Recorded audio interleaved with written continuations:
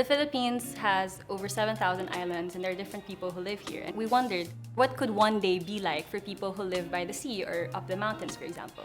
And I think pursuing that question was what really led us to do this issue.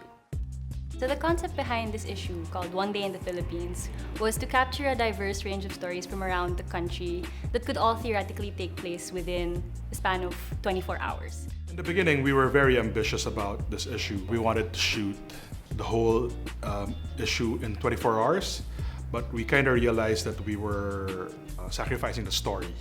So instead, we opted for finding the more interesting, compelling stories that happen in a particular hour of a day. So we created almost this imaginary 24-hour period of a day in the life of the Philippines. So what you have now is like a magazine that takes you around the country all in one day. Since Eastern Communications is our partner in this issue, we realized that this execution would be a really good way to show or to highlight connectivity, highlighting the pervasiveness of digital technology, but also human connections by doing this issue the way we did it. Eastern Communications is the oldest telecommunication provider in the Philippines. For 142 years, they have invested in technology, in providing sort of the best communication services available. They look into a lot of entrepreneurialships. They work a lot on the connectivity between people. When we came up with the issue, we felt it was a perfect fit. The idea of the 24 hours is really to show the diversity and the range of lifestyles within the Philippines, but at the same time, show the relationship between all these people. So for this particular issue, Grid fielded over a dozen photographers around the Philippines. So I got sent to Baguio to cover 2 stories. One of them was Sol, who was doing the Mongol Derby, and the second one was to cover Session Groceries. Session Groceries is a farm-to-table app that's based in Baguio, and it's run by this woman named Eloisa Romero.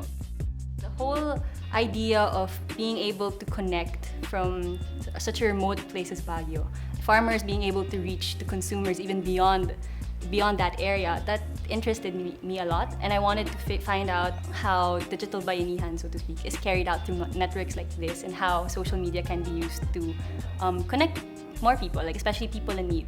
Crew has this really great take on, like, she uses lights in an interesting way to do her portraits or to do her product photography. She has this very sophisticated pop art approach to it, and we wanted to see what she could do with an archaeological story. As diverse and as different the people of the Philippines are, there are certain things that are universal, that are common to everyone.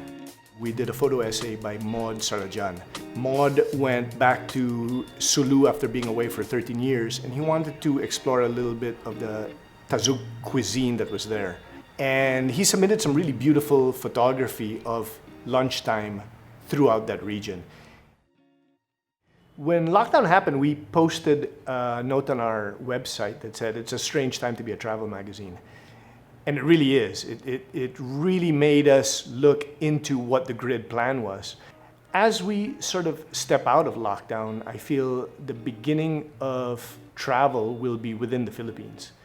This will help start up the economy again. It will help small businesses. And I think it's a great way to really help ourselves get back on our feet. Fortunately, most of the photography was done before the lockdown, which was really lucky because we had several photographers all around the country shooting right before everything sort of got shut down. Travel is good for us in many ways. It satisfies our curiosity, it gets our mind working. It also kind of helps the communities we travel to, especially here in the Philippines. So hopefully when it's safer for everybody, this magazine, this issue we put our hearts into, inspires us to go out and travel again. So Grid wants to take care of our extended travel community, and that's why we've been doing all of this. That's why we're checking up on them and seeing how they're doing, and that's why we want to release this issue now more than ever. We're also, in a way, reimagining who we are as a travel publication, and that's why for this issue we're coming up with a digital copy of the magazine, and we're also coming out with podcasts and videos.